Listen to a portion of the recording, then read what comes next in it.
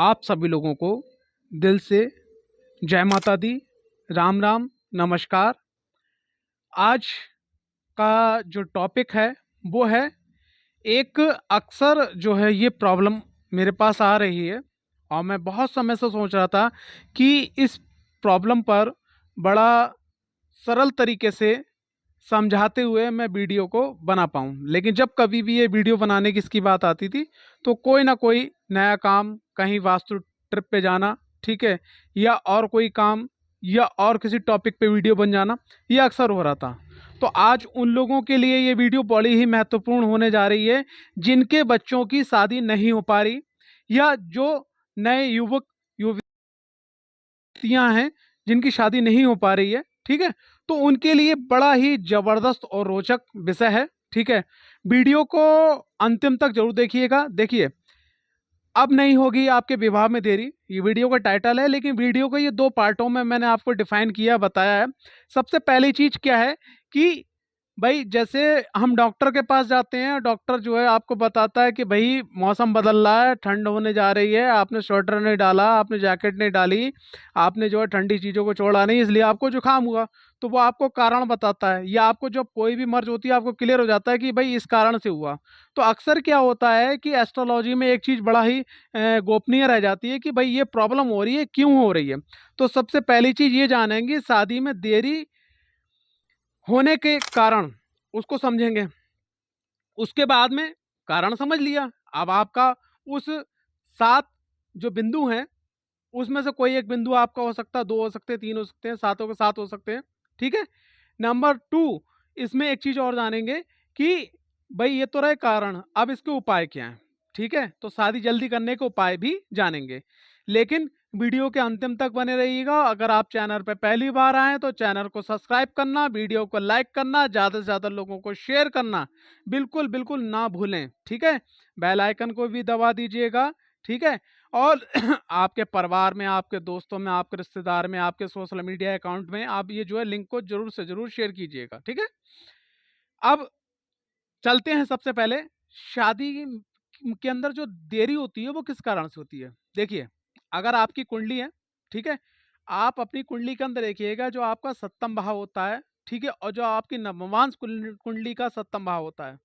तो सप्तम भाव अगर पीड़ित है, खास करके लगन चार्ट की बात करूंगा, सप्तम भाव पीड़ित है, सप्तम भाव में 1 2 3 4 5 6 7 8 9 10 11 12, 1 से लेके 12 तक जो भी राशि लिखी होगी, तो उस राशि के अनुसार जो उसका ग्रह बनता है, अगर वो कुंडली के अंदर 12वें भाव में जाके बैठ जाए, कुंडली के अंदर छठे भाव में जाके बैठ जाए, अष्टम भाव में जाके बैठ जाए, या थर्ड हाउस में जाके बैठ जाए, ठीक है, पहली कंडीशन।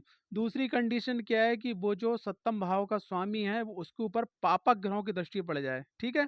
और जैसे मान लीजिए सप्तम भाव के स्वामी आपके चंद्रदेव बनते हैं, ठीक है, और उस पर शनिदेव की दृष्टि पड़ जाए, राहु देव की दृष्टि पड़ जाए, केतु देव की दृष्टि पड़ जाए, ठीक है। तो ये एक कंडीशन हो सकती है। इसके संग संग क्या है, एक कंडीशन और हो सकती है कि ये जो सप्तम भाव के स्वामी हैं, ठीक है ना, तो सप्तम भाव के जो स्वामी हैं उनका अंश बल जो है कमज़ोर होना। तो सबसे पहली चीज़ आप अपनी कुंडली के अंदर ये चीज़ देखिए, भाई ये 2-4 चीज़ें, ये जो सिम्पटम्स हैं ये मैच तो नहीं हो रहा है। सेकंड नंबर पे बात करेंगे कि अगर आपकी कुंडली के अंदर जैसे हमारे जो मारक भाव गिने जाते हैं, जो वैदिक ज्योतिष में बताए जाते हैं, भाई छठा भाव हो गया, और आपका अष्टम भाव हो गया, और 12वां भाव हो गया, ठीक है, और कभी-कभी थर्ड भाव भी देखा जाता है। तो यहाँ पर क्या है कि जो सप्तम भाव के लिए अच्छे रिजल्ट्स नहीं दे पाते हैं, ठीक है। तो ऐसी अवस्था में हमें क्या करना है, ऐसी अवस्था में जो ग्रह दशा है, उस ग्रह दशा के अनुसार हमें कौन-सी चीज़ दान करना है, या सप्तम भाव को कैसे मजबूत करना है। तो यहाँ पर हम क्या करेंगे, एक अच्छे से एस्ट्रोलॉजर से अपॉइंटमेंट लेके उस चीज़ को क्लियर करके और सही तरीके से, भाई कभी-कभी क्या होता है, ग्रह की शांति होती है। कभी कोई रतन डाला जाता है, कभी कोई रुद्राक्ष डाला जाता है, कभी कोई पूजा होती है, या कभी कोई दान किया जाता है, या कभी कोई मंदिर में सेवा दी जाती है, या कभी कोई मंत्र चैट किया जाता है। तो जो ग्रह दशा के अनुसार जो आपकी शादी को सरलतम तरीके से, और जो अड़चन आ रही है उसको खत्म करने के बाद आपकी शादी करवा सके, तो यहाँ पर ग्रह दशा का ये देखा जाएगा, ठीक। अब बात करते हैं तीसरे नंबर पे, वर्तमान गोचर।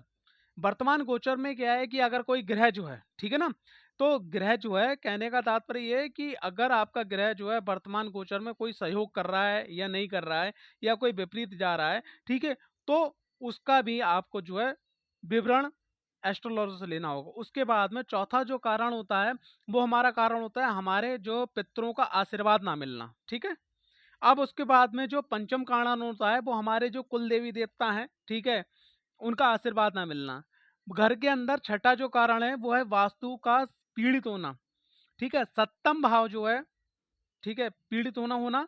लेकिन उसके संग संग क्या है, बात करेंगे सप्तम पॉइंट की। सप्तम भाव पीड़ित होगा। अब इसमें जो सप्तम पॉइंट है वो ये है कि आपके जो इष्ट आराध्य हैं, जिनको आप अपने दिल से मानते हैं, उनका आशीर्वाद आप तक नहीं पहुंच पाना या नहीं मिल पाना। तो ये 7 कारण है। फिर से दोहराना चाहूंगा, कुंडली का सप्तम भाव की व्याख्या को पहले आप समझ लीजिएगा। दूसरा, ग्रह दशा क्या चल रही है वो समझ लीजिएगा। तीसरे नंबर, वर्तमान गोचर जो चल रहा है उनकी क्या स्थिति है। पितरों का आशीर्वाद मिलना, ठीक है, कुल देवी देवताओं का आशीर्वाद नहीं मिल पाना, ठीक है। और उसके बाद में वास्तु पीड़ित होना, ठीक है। आपके जो इष्ट आराध्य हैं उनका भी आशीर्वाद आप तक नहीं पहुंच पाना। तो ये 7 बिंदु हैं। अब इन 7 बिंदुओं को पॉजिटिव कैसे करा जाए जिससे हमारी शादी हो सके। देखो, सबसे पहली चीज क्या है, कुंडली के सप्तम भाव को सकारात्मक रूप से मजबूत करना। एस्ट्रोलॉजर को कुंडली दिखाइए, सप्तम भाव में जो स्वामी है, ग्रह स्थिति उसकी क्या है, उसको समझिएगा, उसके उपाय को आप करिएगा। यहाँ नॉर्मल में आपको एक चीज बताना चाहूंगा कि अगर आपके सप्तम भाव में 1 नंबर राशि है, नॉर्मल बता रहा हूँ, अगर आप भी दिखा नहीं पा रहे तो सप्तम भाव में अगर एक राशि है, 1 नंबर राशि यानी मेष राशि है, तो आप हनुमान जी के मंदिर जाइएगा, अपने खान पान को शुद्ध कीजिएगा, राम नाम का जाप हनुमान मंदिर में करिएगा। अगर सप्तम भाव में 2 नंबर राशि है, तो आप जो है राधा कृष्ण के मंदिर जाइएगा, चौमुखी देसी घी का दीपक जलाइएगा, ठीक है, और ओम क्लीम कृष्णाय नमः इस मंत्र का जाप कीजिएगा। अगर 3 नंबर राशि आ रही है आपके सप्तम भाव के अंदर, तो प्रत्येक बुधवार को हरा चारा गौ माता को जरूर खिलाइएगा। अगर 4 नंबर राशि आ रही है आपके सप्तम भाव में, तो भगवान शिव का जल से अभिषेक जरूर कीजिएगा और उसमें थोड़ा सा आप जो गुलाब जल मिला लीजिएगा। अगर सप्तम भाव में 5 नंबर राशि आ रही है, तो रात को जल्दी सोना है, सुबह जल्दी उठना है। ओम ऐम ह्रीम श्रीम, ओम ऐम ह्रीम श्रीम सूर्याय नमः, इस मंत्र का जाप करते हुए आपको जो सूर्य को जल देना स्टार्ट कर दीजिएगा और जल में थोड़ा सा या तो हल्दी या कुमकुम मिला लीजिएगा गंगा जल के संग में। अगर 6 नंबर राशि आ रही है आपके किसमें, सप्तम भाव में, तो ओम गंग गणपति नमः इस मंत्र का नित्य जाप कीजिएगा, भाव विभोर होकर कीजिएगा। गणपति जी को हृदय में देखते हुए, मस्तिष्क में और अंतर मन से देखते हुए आप जो जाप कीजिए एकाग्रता के साथ में। सप्तम भाव में अगर 7 नंबर राशि आ रही है, तो ऐसे में क्या करिएगा कि माँ काली के मंदिर के अंदर बतासे और मिश्री दान करिए, कंटिन्यू कंटिन्यू कंटिन्यू। और किस दिन करना है, शुक्रवार वाले दिन। अष्टम, मतलब 8 नंबर राशि आ रही है सप्तम भाव के अंदर, अष्टम राशि, तो यहाँ पर आपको क्या करना है कि भैरव बाबा के मंदिर के अंदर आपको गुड़ का शरबत का भोग लगाना है और गुड़ का शरबत जो 2 4 5 10 लोगों को जरूर जरूर आपको बांटना है। अगर सप्तम भाव में 9 नंबर राशि आ रही है, तो भगवान नारायण के मंदिर में जाना है और ओम नमो भगवते वासुदेवाय का जाप करना है 5 से 10 मिनट, और वहां पर केले वितरण करना है। और सबसे पहले केले छोटी छोटी बच्चियों को देना है, कन्याओं को देना है, उसके बाद जो छोटे छोटे बच्चे उनको देना है, फिर लोगों में बांटना है आपको, ठीक है। अगर सप्तम भाव में राशि आ रही है 10 नंबर, तो ऐसे में आपको क्या करना है कि आपको लेना है शुक्रवार या शनिवार को काले गुलाब जामुन, और शनि देव के मंदिर के बाहर जो लोग बैठे होते हैं उनको गुनगुने गुनगुने गरम गरम गुलाब जामुन आप बांटना स्टार्ट कर दीजिए, फिर देखिए आप चमत्कार। सप्तम भाव के अंदर अगर 11 नंबर राशि आ रही है, तो ऐसे में आप क्या करिएगा, सप्तम भाव में अगर 11 नंबर राशि आ रही है, तो आपने क्या करना है, माता महाकाली के मंदिर जाना है और प्रत्येक शुक्रवार को वहां बैठकर भाव विभोर होकर 7 बार चालीसा पढ़ना है माता महाकाली का, ठीक है। अगर सप्तम भाव में राशि आ रही है मीन, तो आपने क्या करना है, आपने एक चीज, अब मैं यहाँ पे 2 उपाय बताना चाहूंगा। पहला उपाय ये कि हर जगह रिवर नहीं हो सकती। अगर सप्तम भाव में 12 नंबर राशि आ रही है, तो छोटे छोटे जो है 7 प्रकार के अनाज जो है उसको मिक्सी से ग्राइंड कर लीजिए या वैसे पीस लीजिएगा, ठीक है। और उसमें जो है कुछ जो है चीनी के दाने डाल लीजिए या मिश्री डाल लीजिएगा, उसकी छोटी छोटी गोली बना लीजिए, 108 गोली जो है, ठीक है, 108 गोली जो है, बस मन में जिस भी देवी देवता का ध्यान करते हो, अगर आप तालाब में या पानी में डालते हैं चलते हुए नहर में, तो ये आपके लिए बहुत अच्छा है। अगर आपके पास आसपास रिवर रिवर नहीं है, तो यहाँ पर एक काम कर सकते हैं, आप अपने आसपास का जो गौशाला है, उस गौशाला में जाने के बाद में आप केले जो हैं डोनेट कर सकते हैं और बोलते बोलते रहेंगे, हर केला खिलाते रहेंगे, जय श्री गणेश, ओम नमो भगवते वासुदेवाय नमः। गाय के मुंह में एक केला दिया, फिर जय श्री गणेश, ओम नमो भगवते वासुदेवाय, इसका आप जो है जाप करते रहिएगा, ठीक। लेकिन अब यहाँ पे बात आती है कि जो लोग मेरे बाहर के हैं, जो मेरे बाहर के क्लाइंट है, व्यूवर्स हैं, उनके लिए मैं बताना चाहूंगा कि सप्तम भाव में अगर 12 नंबर राशि आ रही, तो ऐसे में आप क्या करें, विष्णु सहस्त्र नाम का पाठ कर सकते हैं, विष्णु चालीसा का पाठ कर सकते हैं, ओम नमो भगवते वासुदेवाय का जाप कर सकते हैं, ओम नमो नारायण का भी आप जाप कर सकते हैं, अगर सप्तम भाव में ये राशि आ रही है। लेकिन ये मैंने आपको जनरल उपाय बताया, सप्तम भाव में ये राशि आ रही है, लेकिन सही रिजल्ट पाने के लिए आप अपनी कुंडली विश्लेषण अध्ययन जरूर करवाइएगा। ग्रह दशा को सकारात्मक करने के लिए देखिए, ये तो हर ये जो उपाय थे वो हमने अभी आपको जनरल बताया, लेकिन ग्रह दशा आपकी कुंडली में कौन सी चल रही है, ठीक है, तो उसको आपको विश्लेषण आकलन जरूर करवाना है। वर्तमान गोचर के अंदर सप्तम भाव को कौन सा ग्रह देख रहा है, कौन सा ग्रह उसके ऊपर से निकल रहा है, ठीक है, चंद्र कुंडली से, ये भी आपको कुंडली प्रोडक्ट करवानी होगी। अब बात करते हैं पितरों का आशीर्वाद लेने के लिए। देखो, पितरों का आशीर्वाद लेने के लिए मैं आपको 3 चीज बता रहा हूँ। देखिए, सबसे पहला काम क्या है कि प्रत्येक अमावस्या पर आपको एक थाली लेना है, उसमें कुछ आटा छान के रखना है, कुछ बतासे रखना है, कुछ चावल रखना है बीन के, 4-5 आलू धो के कॉटन के कपड़े से पोंछ के रखना है, और 1-2 बिस्कुट के पैकेट रखना है, 1-2 मिठाई रखना है, अगर आप रख सके जो मौसम के अनुसार जो सब्जी चल रही है वो रखना है। और उसमें जो है संख्या के अनुसार या तो आप 31 यानी 31 रुपए रखिएगा या 13 रुपए रखिएगा, क्योंकि जोड़ने के बाद 4 आ जाए। और आप जो किसी भी मंदिर में जाकर उसको डोनेट कीजिएगा, और कोशिश ये करिएगा कि जिस भी मंदिर के अंदर आप डोनेट करें, वो उस मंदिर का जो ब्राह्मण हो, पुजारी हो, जिसके हाथ में आप वो दो, तो वो जो है बुजुर्ग होना चाहिए, बाल सफेद होना चाहिए, उसके बाद तुरंत आपको पैर छूना है। पहला काम आपको ये करना है। लेकिन अगर आप जो है, कहने का तात्पर्य विदेश में कहीं रह रहे हैं, तो आप कोई ऐसी संस्था को सर्च कीजिएगा जो अंधे लोगों को, विकलांग लोगों को, और वृद्ध आश्रम में या अनाथ बच्चों को, वहां पर आप अपनी इनकम का कुछ पार्ट अमावस्या को डोनेट कर दीजिएगा पितरों के नाम से, ठीक है। तो ये आप कर सकते हैं। अब आ जाती है बात दूसरे नंबर पे कि आप जो है पितरों का तर्पण करवाइएगा। पितरों को तर्पण करवाने के लिए शांति कुंज आश्रम में आप करवा सकते हैं, हरिद्वार के अंदर, या जो 12 ज्योतिर्लिंग है वहां पे आप करवा सकते हैं, ठीक है। और उसके बाद में 1 साल के गैप के बाद में आप जो है गया चले जाइए, गया बाद में करवाइएगा। अगर ये तीनों काम आपको करना है, सबसे पहले आप थाली निकालते रहिएगा, पितरों का तर्पण करवा दीजिए, फिर थाली निकालते रहिएगा, उसके बाद में आपको जो गया चले जाइएगा। लेकिन अगर आप इसमें से कुछ करने के असमर्थ हैं, तो आप जो है, अगर बाहर हैं, देश से बाहर हैं, आप वहाँ पे ब्राह्मण नहीं मिल पा रहे हैं आपको, तो वहाँ पर आप क्या करिएगा, किसी भी संस्था को पैसा डोनेट कर दीजिएगा। अगर आप यहाँ भारत में रह रहे हैं तो कोई दिक्कत परेशानी नहीं, आप ये उपाय कर सकते हैं, जिससे आपको पितृ आपके बली होंगे, पितृ आपके मजबूत होंगे और आपको आशीर्वाद प्रदान करेंगे। तो जो भी रोड़ा आ रहा है, किसी भी प्रकार की, किसी की रोक है, टोक है, या कोई व्यक्ति आपके संग गलत करना चाह रहा है, या कोई व्यक्ति आप तक रिश्ते नहीं पहुंचना चाह रहा है, तो वो सब चीजें जो है पितृ आगे चल के उन चीजों को समाप्त कर देंगे, और आप तक वो जो खुशखबरी है शादी होने की या रिश्ता मिलने की, वो बहुत जल्दी पहुंचेगी।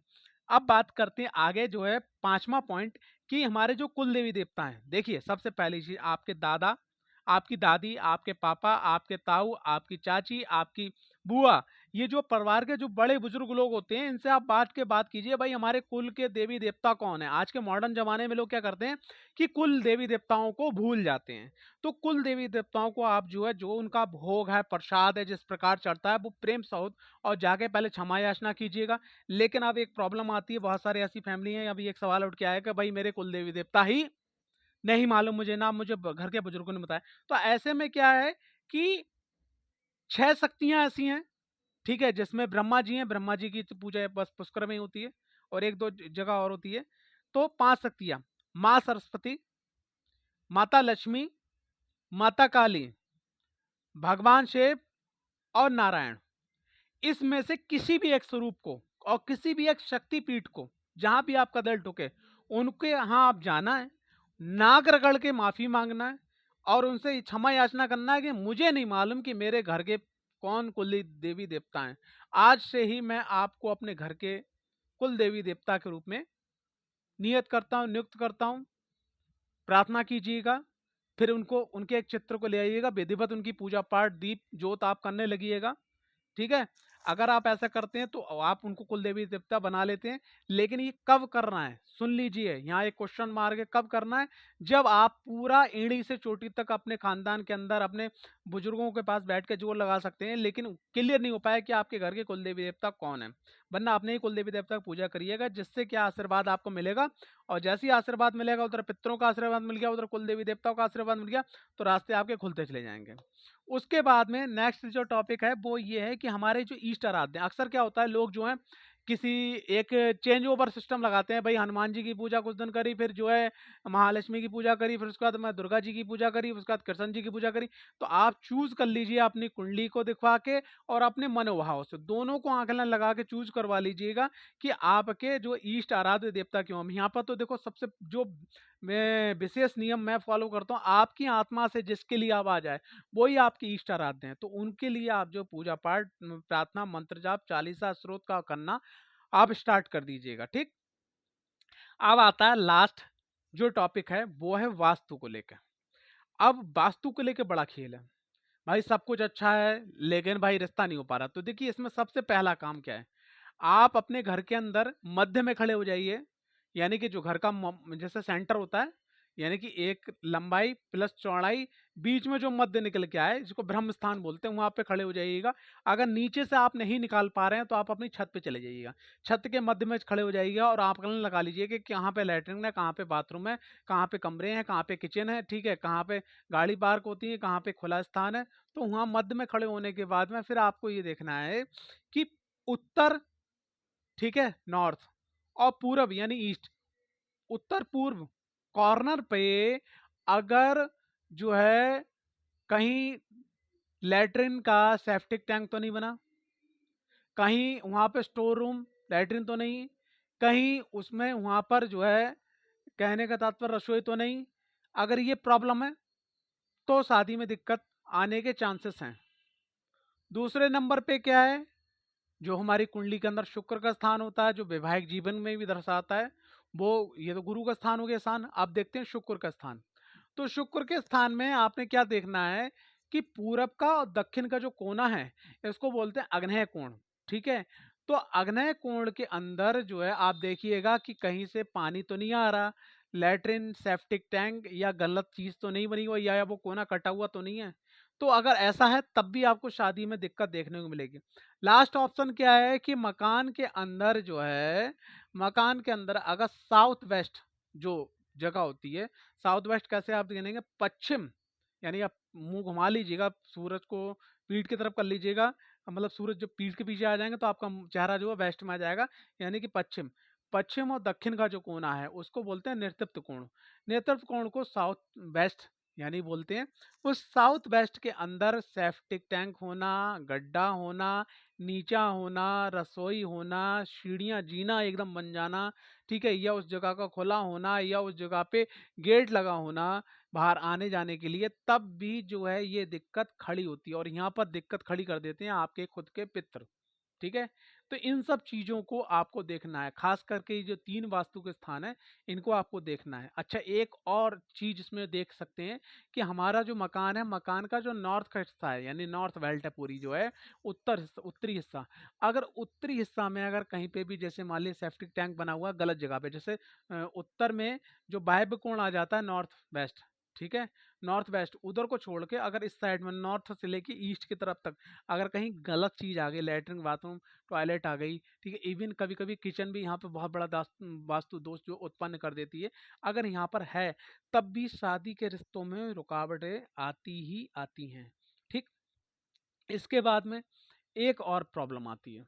वो क्या प्रॉब्लम आती है, अक्सर क्या होता है कि लोग का घर सब कुछ बहुत बढ़िया होता है लेकिन चीजें अस्त व्यस्त रहती हैं। कपड़ा उठाया कहीं रख दिया, डिब्बा उठाया कहीं रख दिया, गाड़ी कैसे भी खड़ी कर दी, खान घर के अंदर रसोई में सफाई नहीं है। अगर जिस घर के अंदर सफाई नहीं है तो उस घर के अंदर राहु की नेगेटिव एनर्जी, शुक्र का मैलिफिक होना यानी गंदा हो जाना, ठीक है, मंगल की एनर्जी खराब हो जाना, शनि की एनर्जी खराब हो जाना, ठीक है, गुरु की एनर्जी बिल्कुल गायब हो जाना, जिससे समाज के अंदर एक मान सम्मान नाम जो है वो खराब हो जाना, ठीक है। अक्सर आपने सुना होगा, एक कहावत बता रहा हूँ मैं आपको कि भाई उनके घर पे गए, बहुत अच्छी सफाई थी, बहुत अच्छा लग रहा था, अरे उनके घर पे तो जाना बिल्कुल बेकार लगता है, बड़ा गंदगी रहती है। तो ये क्या है, ये हमारे घरों पे बहुत बड़ा इफेक्ट डालते हैं। तो अपनी घर की जो सफाई है बिल्कुल होना बहुत ज़रूरी है, ठीक है। तो ये कुछ कारण थे और ये कुछ निवारण थे जो मैंने आपको बताए, जो बता सकता था। आगे की जानकारी अगर आप लेना चाहते हैं तो कुंडली विश्लेषण अध्ययन करवा सकते हैं, क्योंकि वहाँ कुंडली आपकी देखने के बाद जो पॉइंट टू पॉइंट बात है वो आपको क्लियर कर दी जाएगी। जैसे ग्रह दशा है, महादशा है, गोचर की क्या स्थिति है, वहाँ पर बता दी जाएगी आपको। जय माता दी। हर हर महादेव।